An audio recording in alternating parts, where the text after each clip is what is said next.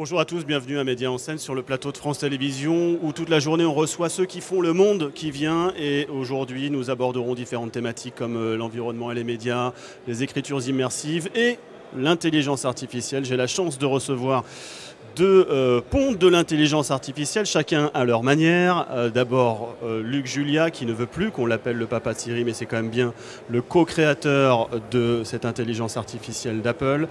On l'a invité pour parler d'intelligence artificielle alors qu'il vient de commettre un livre qui explique que l'intelligence artificielle n'existe pas. Il va nous expliquer pourquoi dans un instant. Et en face de lui, pour compléter son discours, nous avons Éric Schérrer, qui est le directeur de la prospective et de l'innovation de France Télévisions, qui est également le responsable des médias, de la réflexion sur les médias dans le Hub France Intelligence Artificielle, qui essaye de réfléchir justement à l'utilisation de toutes ces technologies pour notre avenir et nos usages prochains. Luc Julia, à vous l'honneur. J'entamais cette discussion en expliquant que vous êtes une des références de l'intelligence artificielle et vous venez de publier un livre qui s'appelle « L'intelligence artificielle n'existe pas ». Alors je vous pose la question, c'est quoi l'intelligence artificielle selon vous ? L'intelligence artificielle, c'est pas ce dont on parle depuis 7 ans maintenant à peu près. Depuis 7-8 ans, on nous rebat les oreilles avec un truc qui n'est pas l'intelligence artificielle. C'est Hollywood, c'est Robocop, c'est Her, c'est des films, c'est très joli, mais ce n'est absolument pas ce qu'est la science, c'est la science-fiction. Donc mon livre, c'était juste pour remettre les pendules à l'heure, pour expliquer ce que c'est. C'est quelque chose de très intéressant, on peut faire plein de choses avec l'IA.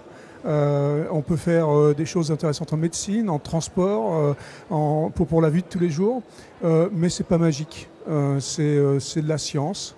Il y a eu beaucoup de progrès effectivement ces 10 dernières années, mais c'est relativement simple, tout s'explique, c'est des mathématiques et des statistiques. Moi, si je prends la définition de l'intelligence artificielle, je me dis c'est comment finalement des 0 et des 1, un ordinateur peut réfléchir comme moi. Est-ce que ce sera le cas un jour ? Non, jamais. Absolument jamais. Donc ce qu'on appelle l'intelligence artificielle générale, celle-là n'existera jamais. C'est-à-dire que c'est comme nous, si on croit qu'on va avoir quelque chose qui va être aussi fort que nous, jamais. C'est-à-dire que justement c'est un des problèmes, c'est qu'on a appelé ça l'intelligence artificielle alors que ça n'a strictement rien à voir avec de l'intelligence. En fait le problème il date de 1956 quand on a appelé ça l'intelligence artificielle. Mais ça n'a rien à voir avec notre cerveau, ça n'a rien à voir avec nous. On restera les plus forts, c'est nous qui décidons, c'est nous qui les programmons, ces intelligences artificielles, c'est nous qui les contrôlons. Maintenant, on peut faire n'importe quoi avec. Comme tous les outils, on peut très bien les utiliser à mauvais escient. Donc c'est notre décision. Bah alors du coup ça sert à quoi ? Parce que vous nous décevez un petit peu là, on se dit est-ce qu'un jour on va pouvoir discuter avec un robot, avoir une conversation ? Est-ce qu'il va pouvoir nous apporter des éléments d'imagination, de création, etc. Est-ce qu'il va être concrètement un de nos compagnons un jour ? Ça servirait à Sans quoi ? nous dépasser, forcément peut-être un égal déjà. Ça servirait à quoi ? Je ne sais pas, mais si c'est pour, par exemple, avoir des compagnons dans des maladies comme Alzheimer, des choses comme ça, oui, il va y avoir des choses simples qui vont permettre d'avoir des dialogues. Il y a déjà aujourd'hui, Siri est un embryon de ça, d'accord ? Donc il y a déjà des possibilités d'avoir des dialogues. Maintenant, bon, pourquoi avoir ça ? Moi, je préfère parler à des vrais gens, hein, c'est quand même plus agréable. Mais sinon, il ne faut pas être déçu. C'est des outils extrêmement puissants et extraordinaires. Le fait qu'on va avoir des voitures pseudo-autonomes dans les années qui viennent, ça va éliminer 80% des accidents. C'est très bien. Le fait d'avoir des machines qui sont capables de reconnaître des cancers dans des images médicales, ça va être très bien. Donc c'est des assistants, c'est des outils. Et depuis la nuit des temps, on crée des outils. Celui-là, il a été créé depuis une 50aine d'années, vraiment depuis une dizaine d'années. Il est très puissant, mais nous le contrôlons. Donc on appelle l'intelligence artificielle une ultra-masterisation des algorithmes, des calculs, mais on est bien dans ce domaine de pensée. On est en dehors de la pensée, parce que l'intelligence artificielle ne pense pas. Hein. Descartes disait cogito ergo sum. Eh ben, l'intelligence artificielle n'est pas, parce qu'elle ne pense pas. Par contre, on lui donne des données, on choisit les données pour elle, d'où le danger aussi de choisir les mauvaises données, de biais dans les datas. D'accord ? Donc, mais c'est encore nous qui choisissons. L'intelligence artificielle ne crée pas. Elle apprend néanmoins. Elle apprend, c'est-à-dire qu'elle apprend ce qu'on lui donne, elle apprend à partir des masses énormes de données qu'on lui donne, et il faut lui donner des données énormes pour qu'elle puisse comprendre quelque chose. Par exemple, une intelligence artificielle, il va falloir lui donner des centaines de milliers d'images de chats pour qu'elle reconnaisse un chat. Un humain, il faut lui donner 2 images de chat pour qu'il reconnaisse un chat. Donc ça prouve ici que l'intelligence artificielle n'a strictement rien à voir avec l'intelligence. Elle n'est pas capable pour l'instant de transposer une capacité acquise dans un autre domaine que Ce pourquoi on l'a programmé? Alors c'est intéressant parce qu'on peut parler justement de l'acquis et de l'inné. D'accord? Donc ça c'est une vieille question philosophique. L'acquis c'est quoi? L'acquis c'est ce qu'on apprend. Donc effectivement la machine on peut lui apprendre quelque chose. Il lui faut beaucoup de données pour apprendre, donc elle est un peu stupide, d'accord? Elle est beaucoup plus stupide que nous parce qu'elle a besoin de beaucoup plus de données que nous, mais elle apprend, donc c'est de l'acquisition. Mais nous on a de l'inné ou pas, ça c'est une discussion qu'on peut avoir, mais si on a de l'inné, la machine elle n'a pas d'inné. Est-ce qu'elle crée? Est-ce qu'elle imagine? Non, jamais. Est-ce qu'elle invente? Non, ça ne peut pas. Justement, l'innovation, l'invention, la création, la créativité, c'est le propre de l'homme aussi. Et on peut dire que c'est vraiment le propre de l'homme, parce que si on regarde n'importe quel des animaux, même qui nous entourent, je veux dire, aujourd'hui, je ne vois pas de fourmis qui conduisent une Tesla. Vous voyez, ils n'ont pas avancé.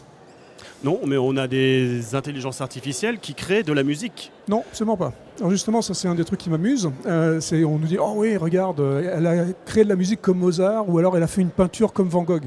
Ah ben non, elle n'a pas du tout fait ça. On lui a donné toutes les pièces de Mozart, on lui a donné toutes les peintures de Van Gogh, et elle a dessiné une tour Eiffel comme Van Gogh.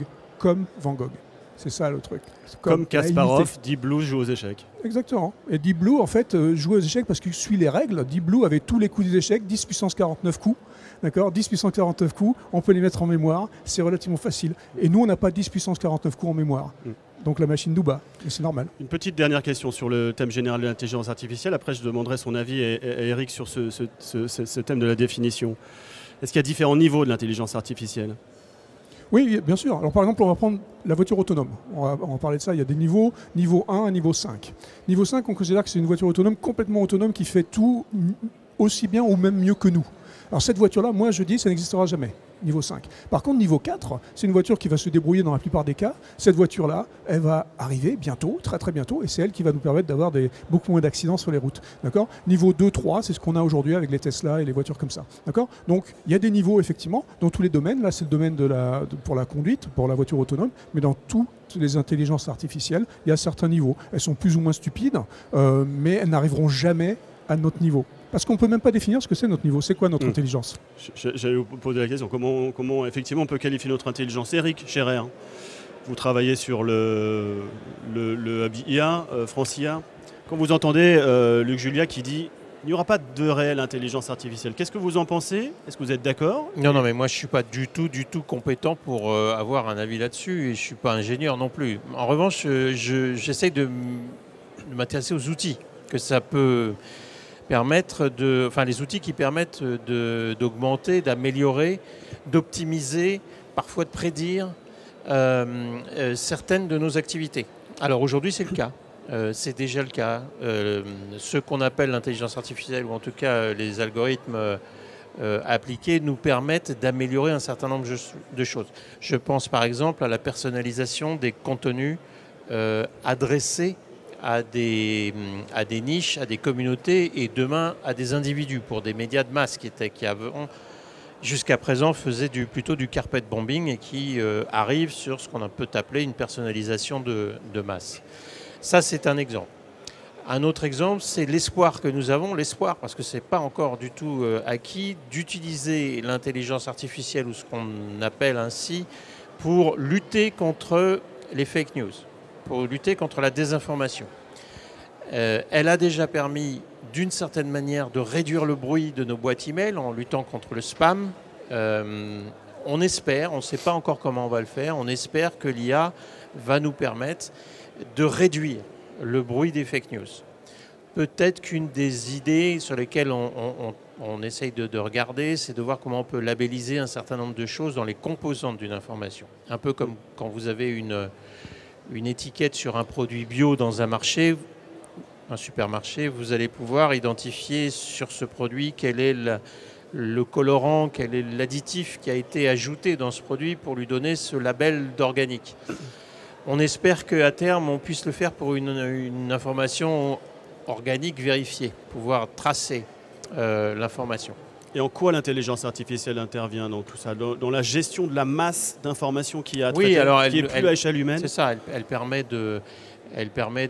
j'allais dire, de traiter, en tout cas de réduire le bruit d'Internet. Elle nous permet d'aller chercher peut-être l'aiguille dans la botte de foin.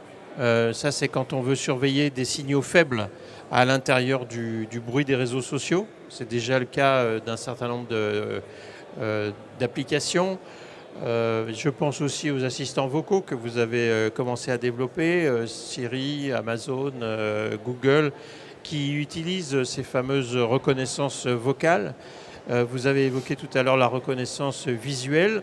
La reconnaissance visuelle, la reconnaissance faciale doit permettre un certain nombre doit nous aider dans un certain nombre de tâches pour aller reconnaître des gens à l'intérieur de groupes, pour nous permettre d'accélérer dans le traitement des images, dans le montage éventuellement. Tout ça, c'est de la gestion du big data. Donc là, on comprend que les algorithmes viennent nous aider. Il y a quand même un moment des robots qui écrivent des articles. Alors, on est dans quel domaine? Non. On est dans le domaine. On n'est pas dans le domaine de la science-fiction parce qu'aujourd'hui, effectivement, on a des robots, des logiciels en l'occurrence, qui écrivent des articles. Alors, qu'est-ce qu'ils écrivent? Ils écrivent des trucs automatisés, comme si c'était des cadres ou des cadres où il n'y a plus qu'à remplir les trous finalement. Donc ces robots-là, ils écrivent des dépêches de résultats financiers, des résultats sportifs, des résultats électoraux, mais ils sont en fonction dans la rédaction. Et notre conviction, c'est qu'utiliser ces outils permet aux journalistes de se libérer pour faire des tâches un peu plus intéressantes, un peu plus à valeur ajoutée, de l'investigation, de l'enquête, de l'interview, et laisser le sale boulot aux machines, à ces fameux robots. Mais ces robots travaillent déjà dans les rédactions. Ça veut dire que demain, nos emplois sont sauvegardés avec l'intelligence artificielle. Elle vient nous aider, elle ne nous remplace pas. Tout à fait. Donc je crois que ça ne marche plus. Si donc c'est exactement ça. Ce sont des outils très très puissants qui nous permettent de faire exactement ce genre de choses-là. Quel que soit le métier, ça va venir nous épauler.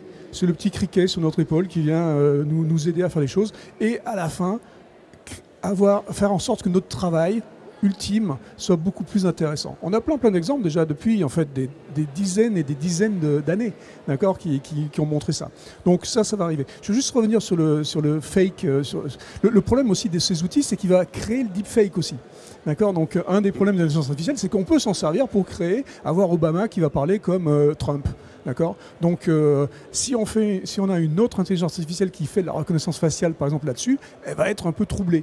Donc, ça va être compliqué. C'est une course, de toute façon, comme toutes les technologies après. Il y a les méchants et les gentils. Et il y aura une course qui va avoir lieu. Et voilà, ça va être normal. Mais on est en contrôle. Alors, vous faites partie de cette course parce que vous êtes un spécialiste technicien, pas que, mais aussi technicien de l'intelligence artificielle. Vous avez déjà quoi en tête demain pour l'intelligence artificielle? Dites-la tout de suite. Là, dans les 5 ans à venir, qu'est-ce que vous nous inventez dans le domaine de l'intelligence artificielle?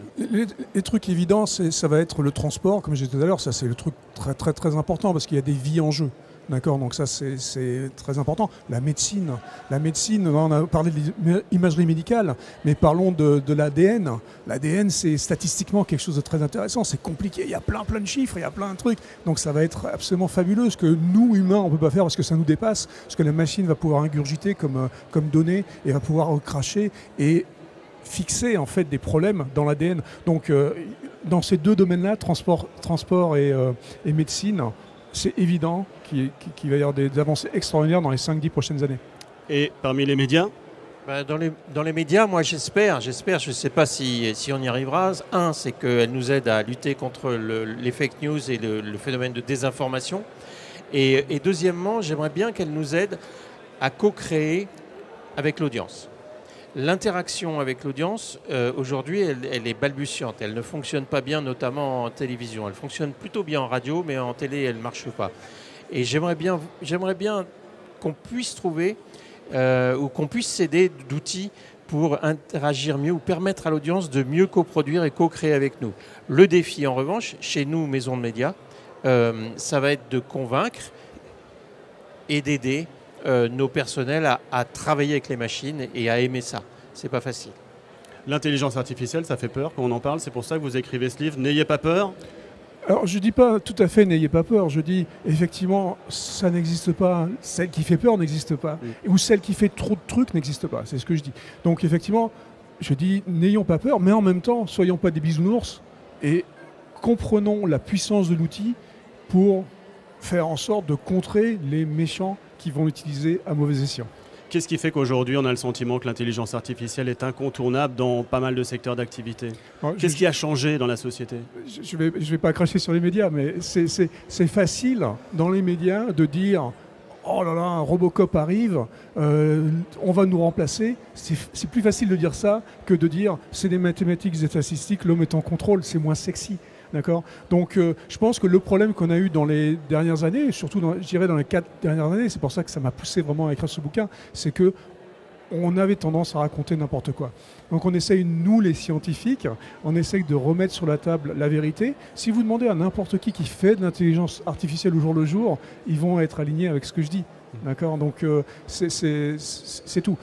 Il ne faut pas dire n'importe quoi, il ne faut pas faire croire n'importe quoi. Il faut dire juste la vérité et pointer les problèmes. Il y a des problèmes, mais il faut les comprendre. Mais ces problèmes, ils ne sont pas tellement dans l'intelligence artificielle, ils sont dans nous.